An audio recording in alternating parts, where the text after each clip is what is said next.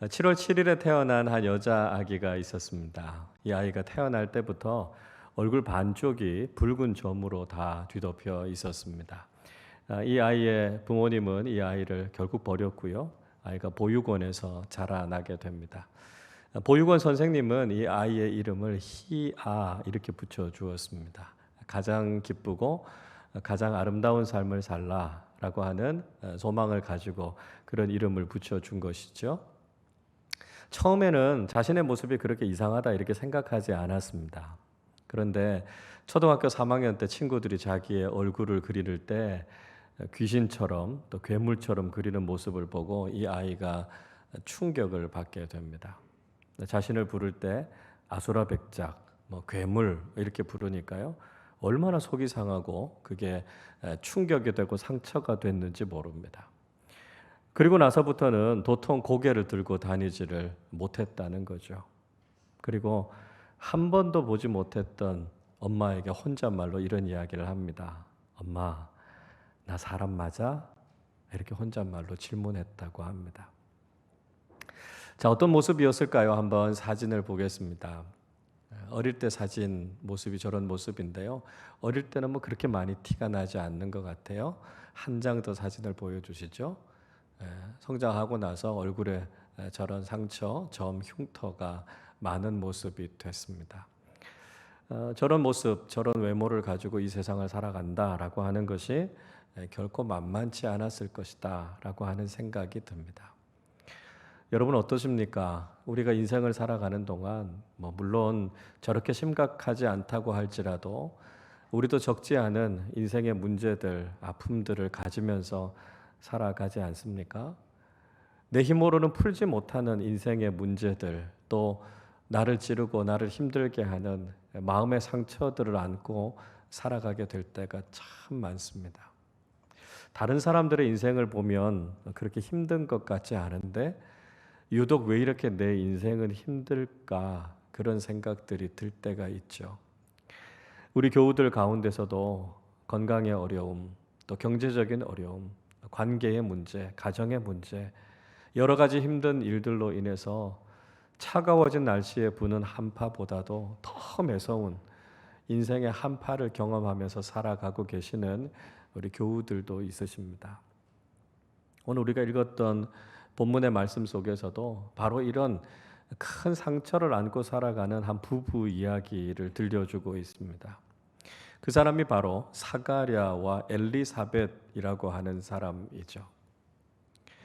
흔히 우리는 삶 속에 이런 문제나 큰 상처를 안고 살아가는 사람들을 향해서 너무 쉽게 하는 이야기들이 있습니다. 이런 일들을 경험하는 거 보니까 뭔가 죄를 지었나 보지? 뭔가 삶에서 제대로 잘 하지 못한 일이 있었기 때문에 이런 문제가 생기는 거 아니겠어? 사람들은 흔히 너무 쉽게 그 사람에 대해서 이야기해버리고 맙니다. 그러나 이런 것들이 얼마나 그 사람에게 큰 상처가 되는가라고 하는 걸 우린 잘 알고 있죠. 사실 사가랴와 엘리사벳은 그렇게 문제 있는 사람들이 아니었습니다. 오늘 본문 앞쪽에 있는 5절의 말씀을 보면 이렇게 기록하죠. 유대왕 헤롯 때에 아비야 반열에 제사장 한 사람이 있었으니 이름은 사가랴요 그의 아내는 아론의 자손이니 이름은 엘리사벳이라. 사가랴라고 하는 사람, 아비야라고 하는 대제사장의 후손으로 그 반열에 있었던 사람이 바로 사가랴라는 사람이었습니다. 그리고 그의 아내였던 엘리사벳이라고 하는 사람은 그 유명한 대제사장 아론의 후손이었습니다. 그러니까 이 두 사람은 아주 경건한 대제사장의 가문에서부터 자라난 아주 특별한 믿음의 사람이었다는 것을 알 수 있습니다. 그뿐만이 아니었지요. 6절 말씀도 보시면 이렇게 말씀합니다. 이 두 사람이 하나님 앞에 의인이니 주의 모든 계명과 규례대로 흠이 없이 행하더라 이렇게 말씀합니다. 하나님 앞에서 의로운 삶을 살았던 사람들이었습니다. 하나님 앞에서 흠이 없을 정도로 아주 모범적인 삶을 살았던 사람들이 바로 이들이었습니다. 그러니까 요즘 말로 하면요, 정말 신앙생활 하는 데 있어서도 아주 모범이 되는 그런 부부였다라고 하는 것이죠. 여러분 어떻습니까? 이렇게 모범적으로 신앙생활하는 사람이라면 그의 인생의 길이 탄탄대로일 것이다. 우리가 일반적으로는 그렇게 생각하죠.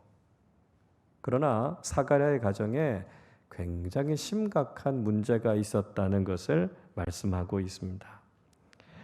7절에서는 이렇게 말씀합니다. 엘리사벳이 잉태를 못함으로 그들에게 자식이 없고 두 사람의 나이가 많더라 말씀합니다. 이 가정에 치명적인 문제가 있었어요. 그것은 이 가정에 아이가 없다는 것이었습니다. 당시의 문화권 속에서 아이가 없었다라고 하는 것, 미래의 소망이 없었다는 것이고요. 하나님께서 그 가정을 저주하셨다라고 하는 의미로 받아들여졌습니다. 그렇기 때문에 얼마나 오랜 시간 동안 자식이 없는 문제 때문에 이 부부가 마음 상하고 힘들어 했을까라고 하는 것을 우리는 충분히 짐작해 볼 수 있습니다.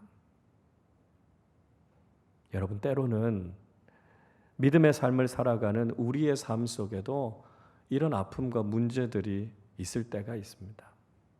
나름대로는 신앙생활 열심히 한다고 생각해 왔고요. 하나님 보시기에 부족하기는 하지만 그래도 믿음으로 살기 위해서 몸부림치고 있는 우리의 모습 속에서 때로는 내 힘으로 도저히 해결할 수 없는 인생의 문제가 떡하니 내 앞에 놓여 있을 때가 있습니다. 교회 안에서 그냥 조용하게 기도해 주시고 믿음으로 격려해 주시면 참 좋은데 때로는 교인들조차도 그 이야기들을 자꾸 들추어내는 것 같고 자꾸 언급할 때 우리 마음이 많이 불편해지는 것들을 경험하게 됩니다. 우리가 신앙생활 속에서 이런 문제들을 경험하게 될 때 우리가 무엇을 기대하면서 살아가야 하겠습니까? 사가랴와 엘리사벳의 가정, 정말 치명적인 삶의 문제들이 있었을 때 사가랴는요, 이 문제 때문에 신앙인으로서의 자신의 본분을 소홀하게 하지 않았습니다. 분명히 그의 삶에 문제가 있었습니다. 그러나 그는 제사장의 순번대로 자신이 성전을 섬기고 예배를 섬기는 일을 한결같이 해나가고 있었습니다. 또 영적인 지도자로서 자신이 해야 되는 역할을 다했다는 것이죠. 삶에 문제가 있기 때문에 그것 때문에 하나님을 등지거나 신앙을 떠났던 것이 아니라 삶에 문제가 있었지만 변함없이 하나님을 섬기는 믿음의 삶을 살았다라고 하는 것이죠. 여러분, 우리가 문제 가운데서 어떤 태도로 살아가는가라고 하는 것이 우리가 얼마나 건강하고 성숙한 믿음의 사람인가 하는 것을 보여주는 것입니다. 믿음의 삶을 살아가는 동안 늘 좋은 일들만 있는 것은 아니지 않습니까? 예수를 믿는 삶 속에서도 인생의 문제를 만나게 되지 않습니까? 쉽게 사람들은 문제 앞에서 불평하고 원망하게 됩니다. 이스라엘 백성들이 광야 길을 걸어가는 동안 먹을 것이 없다고, 물이 없다고 하나님과 영적 지도자인 모세를 향해서 불평하고 원망하지요. 그리고 그 믿음의 길을 더 이상 가지 않으려고 하고 다시 애굽으로 돌아가려고 하지 않습니까? 문제 앞에서 우리는 어떻게 반응하고 있습니까? 비록 내 인생에 문제가 있다 할지라도 우리는 변함없이 하나님을 신뢰하고 하나님을 향한 믿음의 삶을 변함없이 살아가야 한다는 것입니다. 우리는 신앙을요, 거래처럼 생각해서는 안 됩니다. 하나님께서 내 삶에 좋은 것을 주시니까 나도 하나님을 잘 섬기고 내 인생에 어려움이 있으니까 하나님을 등지고 떠나는 것은 거래하는 신앙이죠. 우리의 신앙은 거래하는 신앙이 아니라 한결같은 신앙이 되어야 합니다.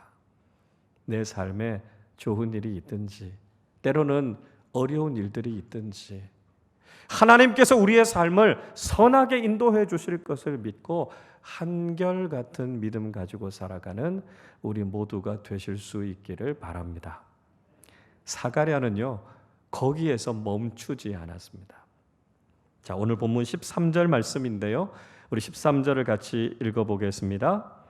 천사가 그에게 이르되 사가랴여 무서워하지 말라. 너의 간구함이 들린지라. 내 아내 엘리사벳이 내게 아들을 낳아 주리니 그 이름을 요한이라 하라. 하나님의 천사가 성전에서 섬기는 사가랴에게 나타났습니다. 그리고 사가랴가 하나님께 드렸던 그 기도를 하나님께서 들으셨다, 이렇게 말씀하고 있습니다. 사가랴의 신앙은요, 문제 앞에 그냥 순응하는 신앙이 아니었습니다. 그는 문제가 있었을 때 그 문제를 기도로 바꾸어낸 사람이었습니다. 인생에 문제가 있다고 해서 포기하거나 낙심한 것이 아니라 그것을 마음의 소원으로, 기도의 제목으로 바꾸어냈던 사람이 바로 사가랴였다는 것이죠. 여러분, 우리는 어떤 신앙이 건강한 신앙인지 알게 됩니다. 문제 앞에서 불평하지 않고 원망하지 않을 뿐만 아니라 그 문제를 기도의 제목으로 바꾸어낼 수 있는 사람이 건강하고 성숙한 믿음의 사람이라는 것이죠. 사가랴는 그렇게 하나님 앞에 간절하게 기도했고요, 하나님께서 그 기도를 들으시고 응답해 주셨습니다. 그 응답의 내용이 무엇이었습니까? 그의 아내였던 엘리사벳이 아들을 낳게 될 것인데 그 이름을 요한이라 하라, 이렇게 말씀하셨습니다. 이 기도의 응답은 굉장히 놀라운 응답이었죠. 왜냐하면 인간적인 기준, 인간적인 생각으로는 도저히 불가능한 일이 일어났기 때문입니다. 사가랴와 엘리사벳은 오랜 시간 아이를 낳지 못했고요, 이제 두 사람은 늙고 나이가 많아서 더 이상 인간적으로는 아이를 낳을 수 없는 상황이었습니다. 그러나 하나님께서 초자연적인 능력으로 태의 문을 열어주시고 그의 삶 속에 놀라운 기도 응답의 축복을 허락해 주셨습니다. 여러분, 우리가 기도하면요, 평범한 일은 잘 일어나지 않습니다. 대신에 우리가 기도하면 놀라운 일들이 일어납니다. 여러분, 우리가 기도하는 믿음을 가지고 있다는 것은 내가 할 수 없지만 하나님께서 내 삶 속에 크고 놀라운 일들을 일으키실 것을 기대함으로 하나님 앞에 기도하는 것이죠. 그 믿음을 가지고 기도할 때 내 힘으로는, 내 능력으로는 도저히 해결할 수 없었던 인생의 문제들이 하나님의 손 안에서 하나님의 능력으로 풀어지고 해결되는 놀라운 은혜를 경험하게 될 줄로 믿습니다. 여러분, 우리 인생의 문제가 너무 크고 두려우십니까? 지금도 그 문제가 우리를 꽉 누르고 내 인생을 장악하고 있는 것처럼 느껴질 수 있습니다. 그러나 그 문제를 기도의 제목으로 바꾸어내는 성숙한 믿음의 사람들이 되실 수 있기를 바랍니다. 나는 할 수 없지만 내 기도를 들으시고 놀라운 능력으로 응답해 주셔서 내 삶의 문제를 해결하시고 내 삶을 새롭게 하시는 하나님의 놀라운 은총과 축복을 누리실 수 있기를 바랍니다. 자, 믿음의 자세로 기다림을 실천했던 사가랴의 삶 속에 어떤 응답의 축복이 있었습니까? 믿음으로 인내하는 사람들의 삶 속에 주시는 하나님의 놀라운 복은 어떤 것일까요? 먼저는 자신과 다른 사람들에게 기쁨이 넘쳐나는 복을 누리게 된다는 것입니다. 14절 말씀 우리 같이 읽어보겠습니다. 너도 기뻐하고 즐거워할 것이요 많은 사람도 그의 태어남을 기뻐하리니. 무엇보다 세례 요한의 태어남을 통해서 사가랴와 엘리사벳의 마음에 큰 기쁨이 있을 것이다 말씀하셨죠. 그렇게 원하고 바라던 일들이 이루어졌으니까요, 얼마나 기뻤겠습니까? 그런데 그 기쁨은 단지 두 사람의 기쁨으로 끝나지 않았다는 것입니다. 세례 요한의 태어남을 통해서 많은 다른 사람들도 함께 기뻐할 것이라고 말씀하셨습니다. 왜 그렇습니까? 세례 요한이 예수 그리스도의 오실 길을 준비하고 죄 사함을 얻게 하는 회개의 세례를 선포해서 많은 사람들을 하나님 앞으로 돌아오게 했기 때문입니다. 우리의 기다림의 끝에는 기쁨이 있게 되는데요. 그 기쁨은 우리만 기뻐하는 것이 아니라 많은 사람들이 함께 기뻐하는 기쁨이 될 것이다 말씀하고 있습니다. 여러분, 우리의 간절한 기다림은 기쁨으로 이어지게 된다는 사실을 꼭 기억하실 수 있기를 바랍니다. 우리도 신앙생활 하면서 기쁨을 잃고 살아갈 때가 있습니다. 보다 더 심각한 것은요, 우리 주변에 살아가는 많은 사람들이 참된 기쁨을 잃어버리고 살아가고 있습니다. 아무 의미도 없이 무기력하게 낙심하면서 그저 세상의 쾌락을 쫓으면서 그것이 우리에게 기쁨을 주지 않을까 생각하며 살아가는 사람들이 많습니다. 그러나 그들의 마음속에 참된 기쁨이 없지요. 여러분, 어떻게 해야 되겠습니까? 우리가 예수 그리스도를 통해서 경험한 이 기쁨을 세상 사람들과 함께 나누는 것입니다.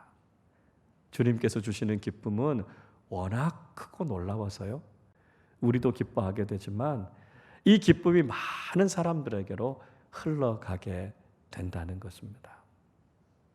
기다림의 끝에서 경험하게 되는 이 놀라운 기쁨을 우리의 삶 속에서 경험하시고 그 기쁨을 많은 사람들과 함께 나누며 살아가실 수 있기를 바랍니다. 둘째로, 하나님 앞에서 크고 존귀해지는 복을 누리게 된다는 것이죠. 15절 말씀 같이 읽어보겠습니다. 이는 그가 주 앞에 큰 자가 되며 포도주나 독한 술을 마시지 아니하며 모태로부터 성령의 충만함을 받아. 하나님의 천사가 태어나게 될 세례 요한이 어떤 인물이 될 것인가를 이야기하죠.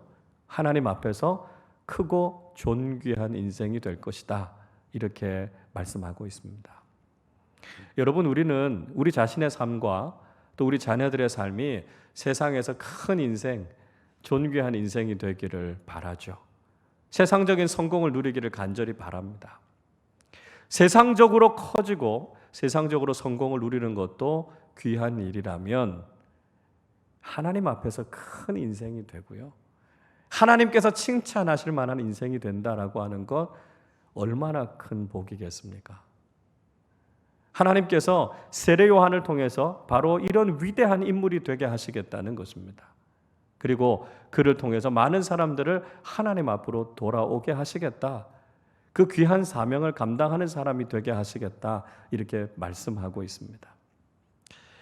또 세례 요한은 포도주와 독주를 마시지 않고 성령 충만한 아이로 자라가게 할 것을 이야기하고 있습니다. 포도주와 독주를 마시지 않는다라고 하는 것은 나실인으로서 살아간다는 것을 이야기하죠. 이스라엘 사람들은 특정한 기간 동안 하나님 앞에 자기 자신을 구별하여 드릴 때 나실인의 서약을 합니다.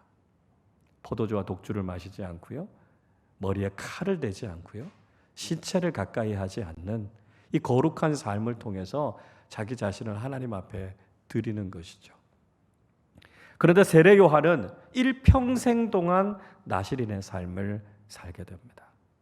그렇게 하나님 앞에 거룩하고 구별된 인생을 살아가게 할 것이다, 하나님께서 약속해 주신 것입니다. 여러분, 큰 그릇은요, 만들어지는데 시간이 걸립니다. 우리가 흔히 대기만성이라는 이야기 하지 않습니까? 큰 그릇, 명작이 만들어지기 위해서는 참 긴 인내의 시간과 수고가 필요한 것이죠. 여러분, 지금 우리가 인내하는 시간을 보내고 있습니까? 아직까지 내가 원하는 것이 나타나지 않고 여전히 기다리는 시간을 보내고 있습니까? 그렇다면 여러분, 잊지 마십시오. 하나님께서 지금 여러분과 여러분 자녀들의 인생을 큰 그릇으로 만들어가고 계신다는 것이죠. 이 시간이 끝났을 때 하나님께서 정말 존귀하게 사용하실 만한 좋은 그릇이 될 수 있음을 믿고 이 기다림의 시간을 믿음으로 잘 이겨내실 수 있기를 바랍니다. 세 번째로는요, 사명자의 삶을 사는 복을 누리게 된다는 것입니다. 16절과 17절 같이 읽어보겠습니다.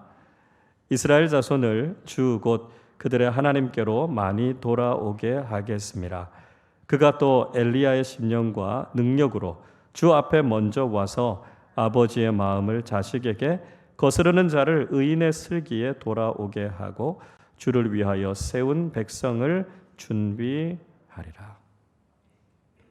앞으로 세례 요한이 구체적으로 어떤 일을 하게 될 것이다 라고 하는 것을 예언해 주고 있습니다.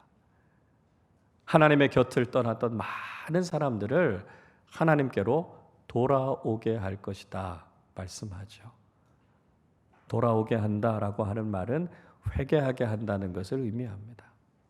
거스르고 어그러지고 하나님을 등지고 떠났던 많은 사람들을 다시 하나님께로 돌아오게 할 것이다. 그 일을 하게 될 것이다 말씀합니다.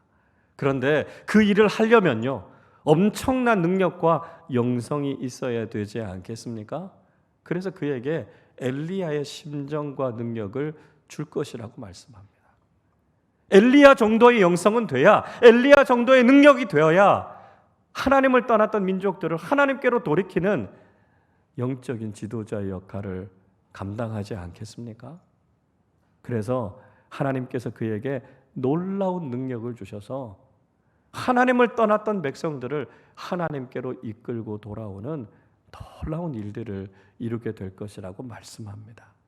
마치 하나님께서 에덴 동산에서 많은 사람들과 함께 동행하며 거니셨던 것처럼 하나님을 떠났던 많은 사람들이 주님께로 돌아와서 생명의 길, 구원의 길, 영생의 길을 함께 걸어가게 하는 귀한 사명을 감당하게 할 것이다 말씀하고 있습니다.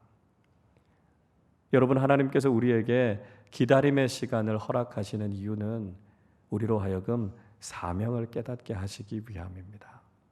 우리는 이 기다림의 시간 동안 하나님의 사명을 감당해낼 수 있는 준비를 하는 것이고요, 하나님께서 우리에게 주신 사명을 발견하고 깨닫게 되는 것입니다.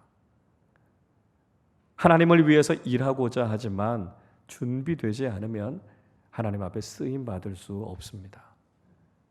우리의 신앙, 우리의 성품, 우리의 능력이 사명자로서 잘 준비되어져야만 하나님께서 우리를 사용하실 수 있다는 것이죠.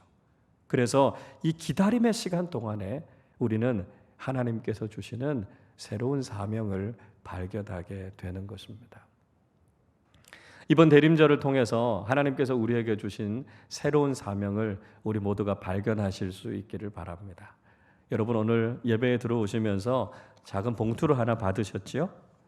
받으셨습니까? 이렇게 붙어 있습니다. 분당 아름다운 교회와 성도들이 함께하는 2021 방방곡곡 복음 심기 캠페인이라고 하는 봉투를 여러분께 나누어 드렸습니다. 코로나 상황이 되면서 대면 전도의 모든 길들이 사실 거의 다 막혀버리고 말았습니다. 그렇다고 해서 우리가 복음을 전하지 못하는 것은 아니지 않습니까? 이 방방곡곡 복음 심기 캠페인은요, 광고를 통해서 복음을 전하는 것입니다. 그 문구는 이런 거예요. 당신이 더 행복했으면 좋겠습니다. With Jesus, 예수님과 함께요. 우리가 예수님으로 인해서 행복하고 기쁜 삶을 살아가는 것처럼 우리의 이웃들과 많은 사람들이 주님으로 인해서 같이 기뻐하고 행복해졌으면 좋겠습니다 하는 마음을 가지고 우리가 복음을 전도하는 것입니다. 버스 광고를 통해서, 택시 광고를 통해서, 교회 현수막을 통해서, 또 스티커를 여러분의 차량에 붙이셔서 여러분이 오고 가면서 많은 사람들에게 주님과 함께하는 이 복음의 기쁜 소식을 같이 나누는 것입니다.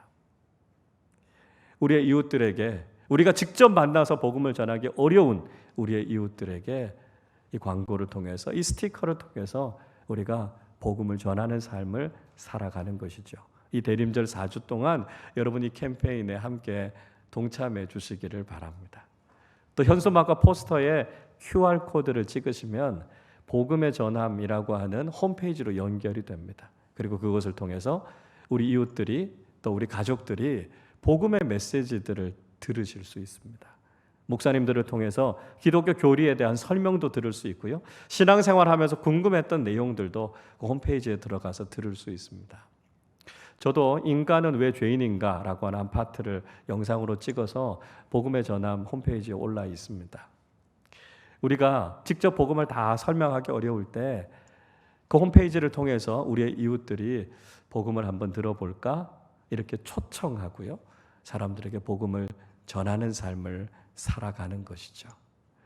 코로나 2년의 상황 동안 우리로 하여금 기다리게 하시는 것은 우리에게 새로운 사명을 주시기 위함입니다.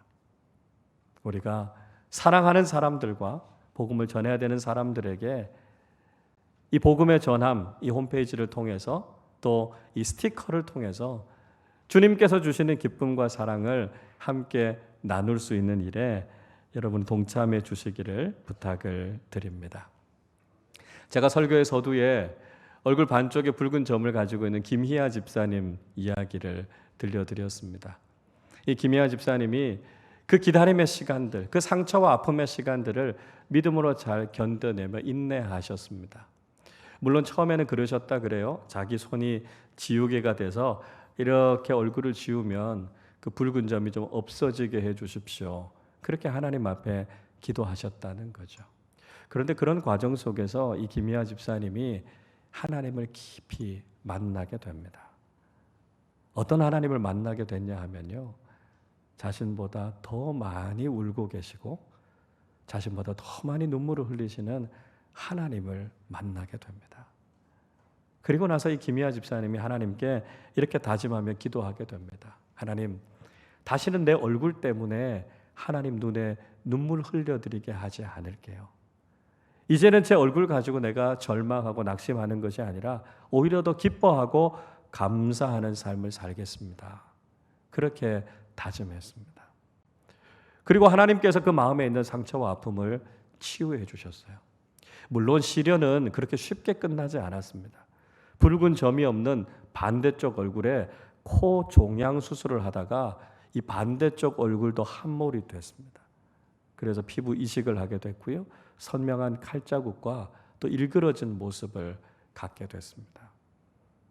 얼굴은 더욱 일그러졌지만 하나님을 향해서는 더욱 감사와 기쁨이 넘쳐났다.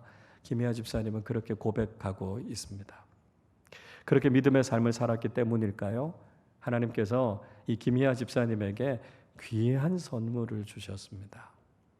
그림을 하나 보여주실까요? 자신의 모든 것을 다 이해하고 용납해주는 사랑하는 남편을 만나게 됐습니다. 그리고 세상 그 누구보다도 자신을 자랑스럽게 여기는 두 딸이 생겼습니다. 그리고요, 자기 자신보다 자신을 더 잘 돌봐주는 좋은 친구를 만나게 됐습니다. 그리고 마음속에 꿈이 생겼어요. 비전이 생겼습니다. 책도 쓰고 싶었고 TV에 나가서 자신의 이야기, 간증도 들려주고 싶었고요. 더 많은 사람들에게 좋은 영향력을 미치는 삶도 살고 싶었습니다. 이 김혜아 집사님이 아이들을 위한 동화책도 쓰셨고요.